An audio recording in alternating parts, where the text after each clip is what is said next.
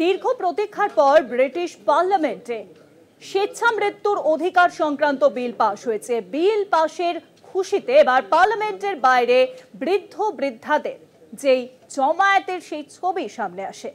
আর এই বিল দেশের সামাজিক প্রজন্মে এক বিরাট পরিবর্তন আনতে চলেছে বলে মত বিশেষজ্ঞদের। দীর্ঘ প্রতীক্ষার পর ব্রিটিশ পার্লামেন্টে স্বেচ্ছা মৃত্যুর অধিকার সংক্রান্ত বিল পাশ হয়েছে।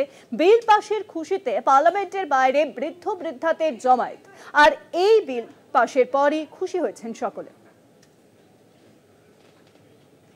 ক্যাথলিক খ্রিস্টীয় ধর্মমত মেনে আত্মহত্যার ঘটনাকে ঈশ্বরের অবমাননা বলে গণ্য করা হতো। তবে এবার সেই ভাবনাকে দূরে সরিয়ে নয়া আইন চালু ব্রিটিশ পার্লামেন্টে। স্বেচ্ছা মৃত্যুর অধিকার সংক্রান্ত বিল পাশ করা হলো।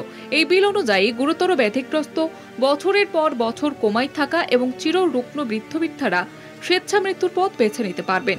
পার্লামেন্টে এই বিল পাশের খবরেই লন্ডনের ওয়েস্টমিনস্টারে বহু বৃদ্ধ বৃদ্ধা পার্লামেন্টের বাইরে জমায়েত হন।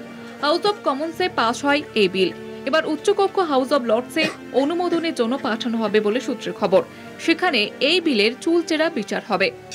ব্যক্তিদের অবশ্যই 18 বছর বা তার বেশি বয়স হতে হবে। ইংল্যান্ড বা ওয়েলসে বসবাসকারী হতে হবে। 6 মাস বা তার কম আয়ু সম্পন্ন ব্যক্তি এই পথ বেছে নিতে পারবেন। সিদ্ধান্ত নেওয়ার মতো মানসিক ক্ষমতা থাকতে হবে। অন্তত 2 জন বিশেষজ্ঞ ডাক্তারের সই করা অনুমতি এবং বিশেষজ্ঞতা নিয়ে গঠিত একটি প্যানেলের সম্মতি নিতে হবে। 10 বছর আগে পার্লামেন্টে এই বিল পেশ করা হয়, তবে তখন বিলটি পাশ হতে পারেনি। অতি সাম্প্রতিক একটি সমীক্ষায় দেখা গিয়েছে দেশের 73% মানুষ এই বিলের সমর্থন করেছেন। দীর্ঘ প্রতীক্ষার পর বিলটি পাশ হওয়ায় পার্লামেন্টের বাইরে মানুষের উচ্ছ্বাস ছিল চোখে পড়ার মতো। তবে কিছুক্ষণের মধ্যেই পাল্টে যায় ছবি। দেশের বেশিরভাগ মানুষ সমর্থন করলেও আইনের বিরোধিতায় পাল্টা জমায়েত হয়। আইনের বিরোধিতা করে kill the bill not the ill slogan ওঠে।